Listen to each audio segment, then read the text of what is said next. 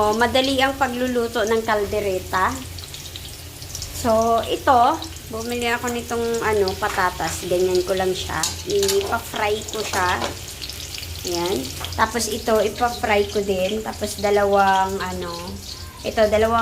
bell pepper, tapos tomato paste. Tomato sauce, meron din yan. Pero bumili pa. Ito yung pangkaldereta na meat na baka. Ayan siya. So, minarinate ko siya sa sa toyo, oyster, bawang, yan. Yan siya. Ayan. So, I think okay na to. Ito, okay na to. So, sa nakikita nyo, kiniskis ko lang yung balat niyan. Hindi ko siya as in binalatan. Ayan. So, isusunod ko dito itong sibuyas. Susunod ko yung sibuyas. Yan. Yung sibuyas, din natin siya. I-deep fry.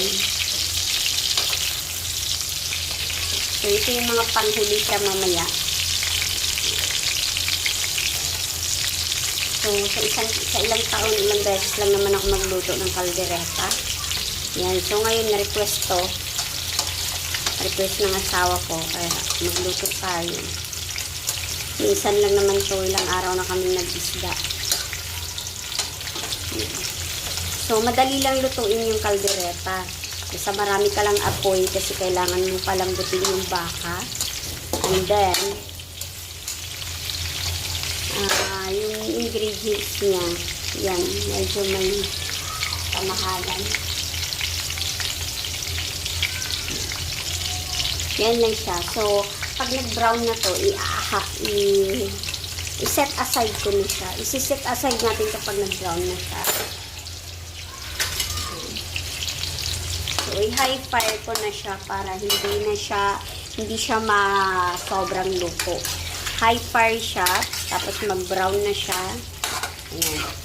So, iba-ibang klase naman ng pagluto. Iba-ibang sistema ng pagluto. Pero sa akin, ito. Basta kaldereta to. Ayan. Kukunin na natin para i-set aside na natin siya. So, ganyan itsura. Okay na yan. Pero yung onion ko, hindi ko siya nag-brown.